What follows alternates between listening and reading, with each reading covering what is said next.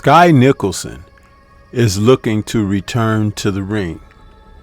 When we last saw her, the former WBC featherweight champion was duking it out against Tiara Brown in a match that saw her lose her featherweight crown to Brown.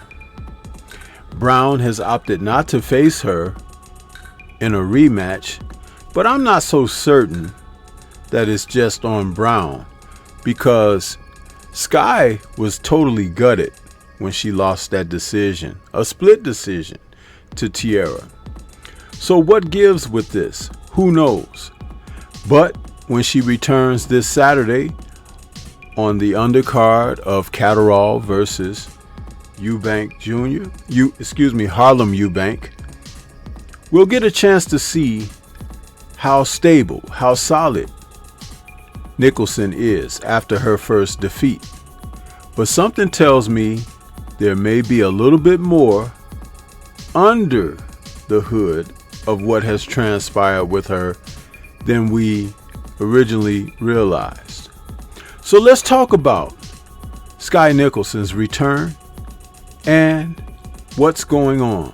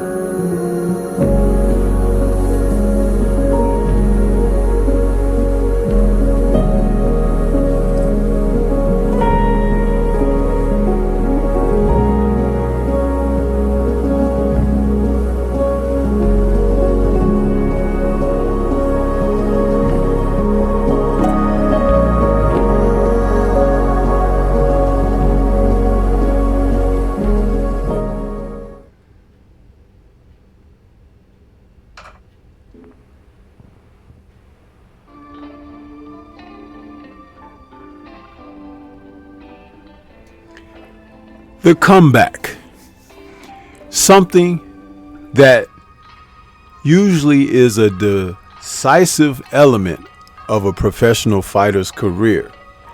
And we're going to see elements of that story play out this Saturday, July 5th, particularly when we see Jack Catterall return to the ring against Harlem Eubank. Now, for those of us who are in the loop, in the know, we know that Catterall was last seen in the ring back in February of this year, losing a split decision to Arnold Barbosa Jr. in his home country. So he'll be taking on Harlem Eubank of the famed Eubank family. But that's not what this video is about. This video is about someone who will be featured on the undercard, a former title holder in Skye Nicolson. She'll be taking on Carla Camila Campos Gonzalez. Let's just call her Miss Gonzalez from Bolivia.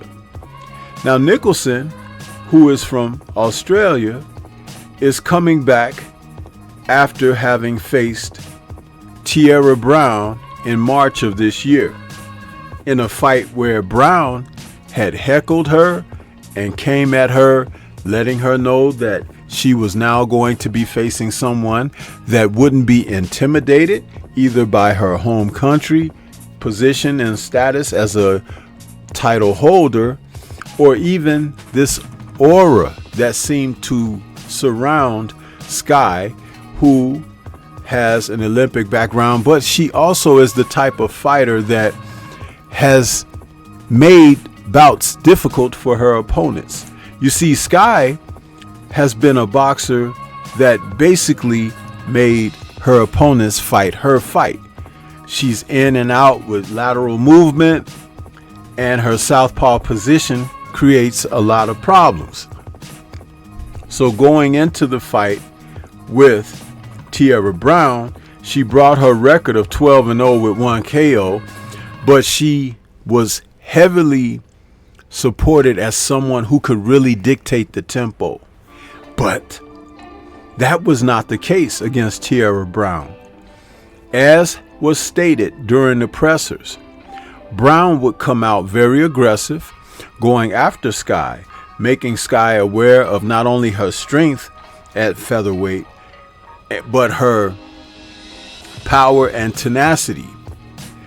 Early on, Skye was successful, evading, stepping around, moving, but there were moments where she did need to be aggressive and initiate some action, and that's where Tierra was able to get her to fight her game. You see, Tierra was able to get in close from mid-range against Skye, rough her up somewhat, and show her visible strength and size advantage. Now Nicholson, who as that fight wore on, you could kind of tell that she was in unfamiliar ground and territory. Brown, who's 36 and 5'7", was able to actually impose herself on Skye Nicolson.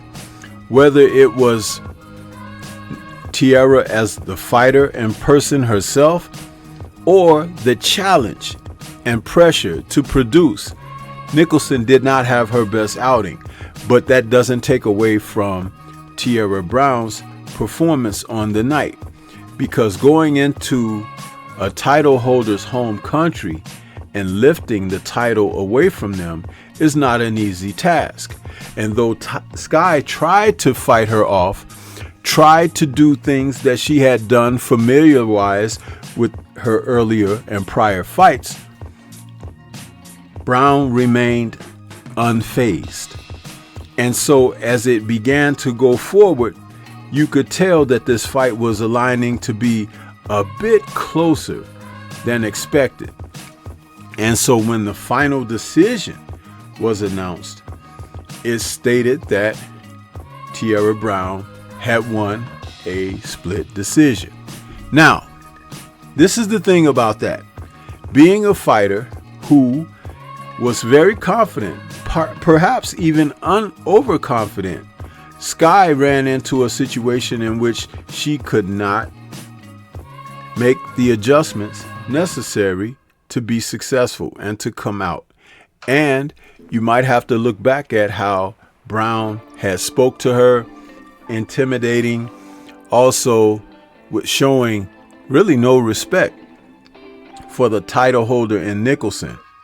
Could it have gotten to her? Yes. Could the pressure of her performing and being able to turn back challenges on all ends, could that have gotten to her? Quite possibly.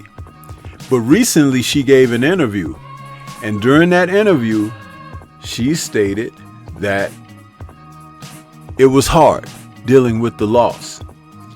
And for whatever reason, she gave the impression that she was not comfortable having lost to Tierra Brown.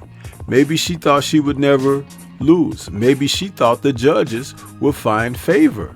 Maybe she thought that, hey, this is all a game and she's the queen of the game. No, there have been others much craftier than Nicholson, and they have suffered setbacks and losses.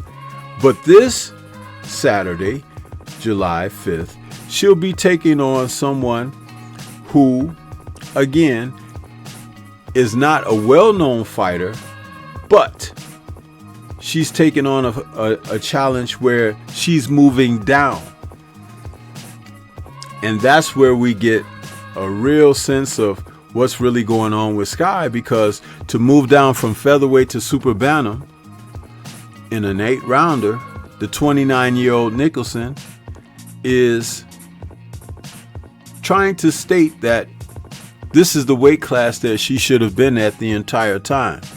I don't necessarily believe that, but if she is unsteady, lacking confidence, this could easily turn into a second loss to her.